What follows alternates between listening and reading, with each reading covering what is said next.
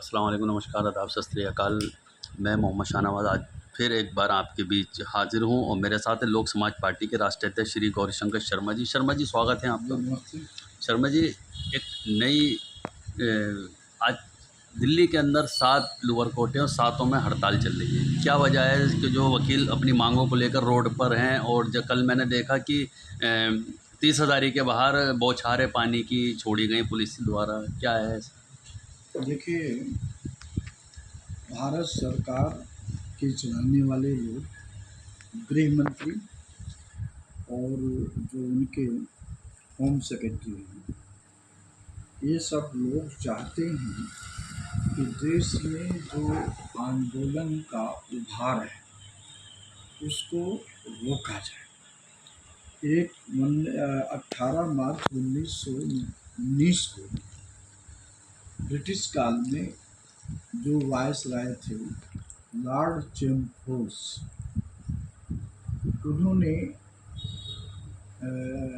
राष्ट्रीय आंदोलन को, स्वतंत्रता आंदोलन को दबाने के लिए एक कानून लाए थे, रौलट एक्ट। और रौलट एक्ट ये था कि किसी भी संदिग्ध व्यक्ति को सरकार 2 साल तक हिरासत में रख सकती थी, न जमानत न कुछ नहीं। तो उसी प्रकार भारत सरकार ये जान चुकी है, तो खास करके वोट चोरी के मामले में पूरा देश जाग चुका है। गांव-गांव में, खेत-खेत में, खलिहान में भी एक चर्चा होने लगी कि भाई ईवीएम मशीन से और ये जो प्रधानमंत्री हैं वोट चोरी से जीते। तो इसको दबाने के लिए एक ऐसा कर दिया गया है। अभी देश के सामने 2 कानून आए। एक तो ये कि जो पुलिस दिल्ली के हैं, क्रिमिनल केस में जो गवाही के लिए जाएंगे, वो थाने में बैठ करके वीडियो कॉन्फ्रेंसिंग के माध्यम से वो गवाही दे सकेंगे। अब इससे जो सच्चाई है इस देश की, खास करके भारतीय जनता पार्टी 2014 से जब से आई, तब से ये देखा गया कि पुलिस कार्रवाई उस व्यक्ति के खिलाफ करती है जो सत्ता के द्वारा मैनेज नहीं होता है या पैसे से मैनेज नहीं होता। ये बात अब दिल्ली में धड़ल्ले से लागू है। जिनके पास सत्ता का पुंज है और अपना पैसा है, तो वो मैनेज हो जाता है, चाहे वो एमएलसी हो, पोस्टमार्टम हो, सब अपना मैनेज हो रहा है। अब रही बात ये, मुकदमा किस पर चलता है? मुकदमा सिर्फ गरीब आदमी जो मैनेज नहीं कर पाते पुलिस को, उनके खिलाफ चलता है। तो ये भारत सरकार चाह रही है, चूंकि गरीब गुरबा अब धीरे धीरे जाग रहे हैं, उनको चेतना हो रही है, तो उनको किसी न किसी रूप में फंसा करके उनको जेल में रखा जाए। जब पुलिस वाले कोर्ट में मजिस्ट्रेट या सेशन जज के सामने खड़े होते हैं विटनेस बॉक्स में, तब उन पुलिस वालों का करीब करीब 30-40% जो है, जो गवाही देने की क्षमता होती है, वो ख़त्म हो जाती है। क्योंकि वो जानते हैं कि हम झूठा केस बनाए हैं, झूठी गवाही दे रहे हैं, झूठी पंचनामा किए हैं, झूठी रिकवरी दिखाई है, तो वो कर जाती है। अब जब थाने में ऐसा किया जाएगा, तो ऐसा क्या प्रमाण होगा कि उस वीडियो कॉन्फ्रेंसिंग रूम में सिर्फ वही आदमी होगा? हो सकता है साइड में कोई बैठ करके इधर वकील साहबान अपना प्रश्न पूछ रहे हैं, उधर से जवाब कोई दूसरा कॉम्पिटेंट बंदा वो यस नो में जवाब अपना देता रहे। तो इस तरह से जो क्रिमिनल लॉ जूरिस्प्रूडेंस और इंडियन एविडेंस एक्ट 1872 और 2023 में जो भारतीय न्याय साक्ष्य संहिता बनाए हैं, वो उसका मजाक है, उसका मखौल है। ये किसी भी कीमत पर विटनेस को कोर्ट में आने की ज़रूरत होती है, ना कि एक छुपे दरवाजे के माध्यम से वो गवाही दे। जी। एक मेरा दूसरा सवाल था कि एक नया कानून आया है जिस पे बहुत ज़्यादा विरोध है, राजनीति से जुड़ा हुआ है कि कोई भी मंत्री या मुख्यमंत्री प्रधानमंत्री। प्रधानमंत्री कोई भी हो, अगर उसको 30 दिन के अंदर उस पर भ्रष्टाचार या कोई भी जेल जाने का तो उनको इस्तीफा देना पड़ेगा। क्या भाजपा सरकार इस मामले को लेकर इसलिए आ रही है कि अगर उसको 30 दिन के बाद तो फिर हम सरकार अपनी बना लें?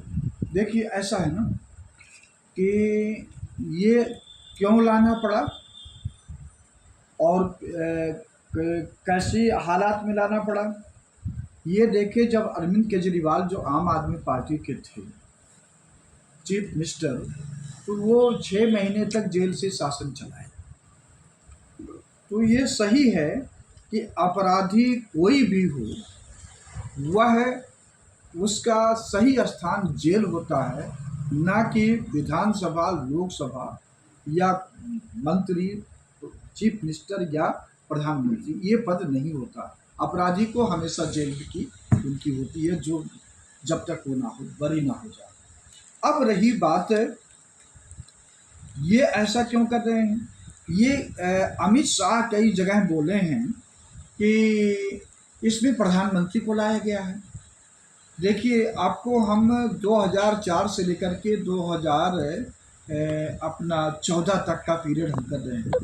उस बीच में बहुत सारे आंदोलन हुए भ्रष्टाचार के खिलाफ, लेकिन मनमोहन सरकार जो है, जितने भी कांग्रेसियों के या कांग्रेसी एमपी मंत्री के खिलाफ होता था, उन पर वो मुकदमा दर्ज करवाए। आज ये प्रैक्टिकल उल्टा हो गया, विपरीत हो चुका है कि अपने लोगों के खिलाफ किसी भी कीमत पर ईडी, सीबीआई, दिल्ली पुलिस या जिस राज्यों में उनकी सरकार है, उस राज्यों की पुलिस कभी कार्रवाई नहीं करेगा।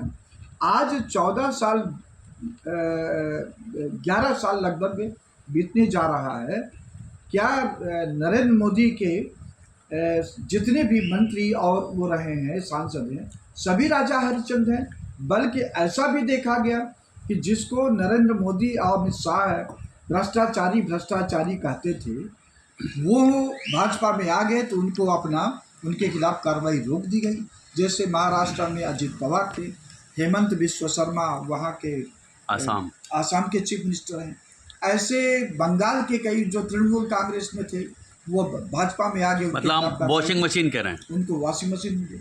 तो ये भारतीय जनता पार्टी का मुख्य उद्देश्य ये है कि जैसे लॉर्ड चैम्फोर्ड के समय 1919 में रॉलेट एक्ट लाया गया था, उसी प्रकार ये भारतीय जनता पार्टी के सरकार के द्वारा ये जो है विटनेस बॉक्स जो थाने में बनाया गया है, ये कानून, और 30 दिन तक जमानत न होने पर उनको पद से हटा देना, ये कहीं ना कहीं उनकी मंशा है कि जिसको वो समझेंगे, जिसको वो चीफ मिनिस्टर को नहीं रखने देना चाहते ईडी बुला करके, और कोई ऐसा चीफ मिनिस्टर या मंत्री नहीं है जो करप्शन में ना डूबा हो, वो रहेगा। तो उनको सत्ता से हटाने के लिए लाया गया है। लोक समाज पार्टी इसका विरोध करती है।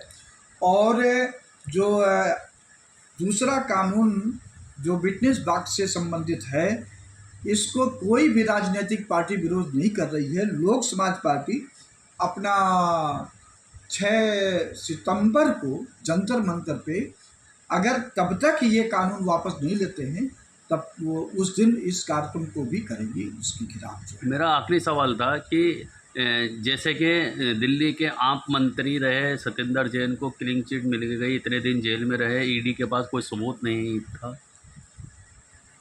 देखिए, सत्येंद्र जैन कहीं ना कहीं मैनेज हो गए।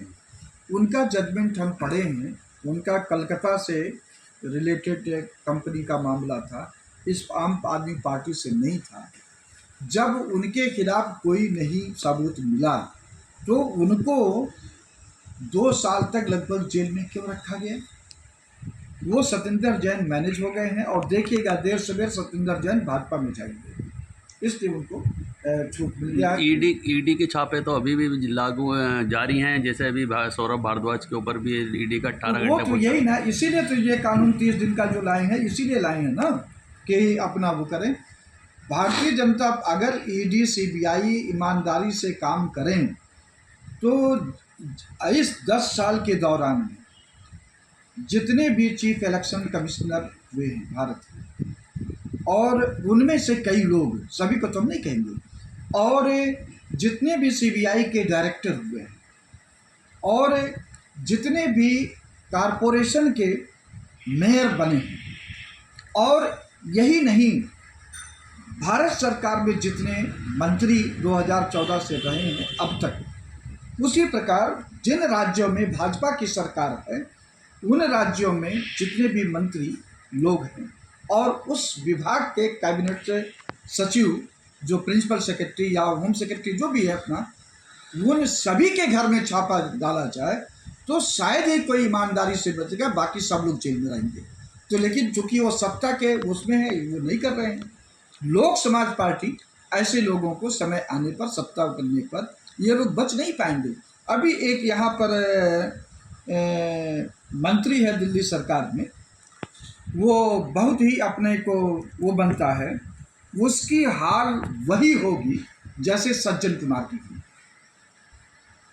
जैसे सज्जन कुमार की हुई है, उसको भाजपा वाले बहुत बचा रहे हैं, तो उसका हाल वैसे होगा सत्ता में जाने के बाद में जैसे सज्जन कुमार का। जी जी, बहुत बहुत शुक्रिया। तो ये थे हमारे साथ लोक समाज पार्टी के राष्ट्रीय श्री गौरीशंकर शर्मा।